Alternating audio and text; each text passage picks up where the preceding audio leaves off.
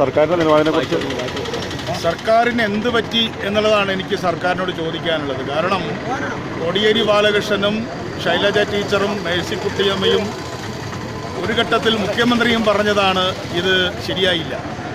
ഇപ്പോൾ അവർ ആലോചിച്ച് വന്നപ്പോൾ അവർ പറയുന്നത് ഇത് ശരിയാണ്.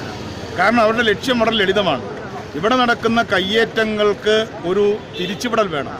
ഈ കയ്യേറ്റത്തിൽ നിന്നും മാധ്യമ ശ്രദ്ധ തിരിച്ചുവിടാൻ വേണ്ടി ബോധപൂർവം മണി നടത്തിയിട്ടുള്ള പരാമർശമാണ്. ഞാൻ ആവശ്യപ്പെടുന്നു, മണിയുടെ പേരിൽ FIR ഇടണം. മണി നടത്തിയിരിക്കുന്നത് സ്ത്രീവിരുദ്ധ പ്രസ്താവനയാണ്. ഈ ഗവൺമെൻറ് തന്നെ ഒരു സ്ത്രീവിരുദ്ധ ഗവൺമെൻറ്റാണ്. പണ്ട് സാമൂഹ്യ വിരുദ്ധന്മാരാണ് സ്ത്രീകളെ ആക്രമിച്ചിരുന്നതെങ്കിൽ ഇന്ന് ഗവൺമെൻറ് ആ കൃത്യം ഏറ്റെടുത്തിരിക്കുകയാണ്, നേരിട്ട് ആക്രമിക്കുകയാണ്. സ്ത്രീകളുടെ ചാരിത്രം ചോദ്യം ചെയ്യുക എന്നതിനേക്കാളും വലിയ ഒരു സ്ത്രീവിരുദ്ധതയുണ്ടോ? ആ സ്ത്രീവിരുദ്ധതയെ ന്യായീകരിക്കുക, നാടൻ ഭാഷ എന്ന് പറഞ്ഞുകൊണ്ട് ന്യായീകരിക്കുക എന്ന് പറഞ്ഞാൽ, നാടൻ ഭാഷയിൽ പറഞ്ഞാൽ ഈ മുഖ്യമന്ത്രി ഈ പണിക്ക് പറ്റിയ ആളല്ല. അതുകൊണ്ട് കേന്ദ്ര നേതൃത്വം, CPMൻ്റെ കേന്ദ്ര നേതൃത്വത്തിൽ നിന്നും ഞങ്ങൾ മറുപടി പ്രതീക്ഷിക്കുന്നുണ്ട്.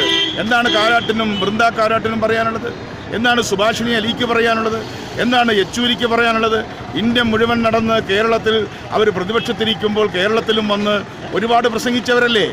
എങ്ങോട്ടാണ് പോകുന്നത്? ഞാൻ വിചാരിക്കുന്നത് ഇത് ഇവിടത്തെ വീണ്ടും ഈ പിണറായി വിജയൻ്റെ നേതൃത്വത്തിൽ ബംഗാളിൽ പണ്ട് സിംഗൂറും നന്ദിഗ്രാമം ഉണ്ടായതുപോലെ അത്തരത്തിൽ ഒരു ജനവിരുദ്ധമായ പാതയിലേക്ക് ഈ ഗവൺമെൻറ് മാറിക്കഴിഞ്ഞുവെന്നാണ്. CPI സ്റ്റേറ്റ്മെൻറ്റ് കൊടുക്കുന്നുണ്ട്, നല്ല കാര്യം, ഞാൻ സ്വാഗതം ചെയ്യുന്നു. ആനി രാജയുടെ സ്റ്റേറ്റ്മെൻറ്റ് കണ്ടു, ഞാൻ സ്വാഗതം ചെയ്യുകയാണ്. കാനത്തിൻ്റെ സ്റ്റേറ്റ്മെൻറ്റ് കൊണ്ട് ഞാൻ സ്വാഗതം ചെയ്യുകയാണ്.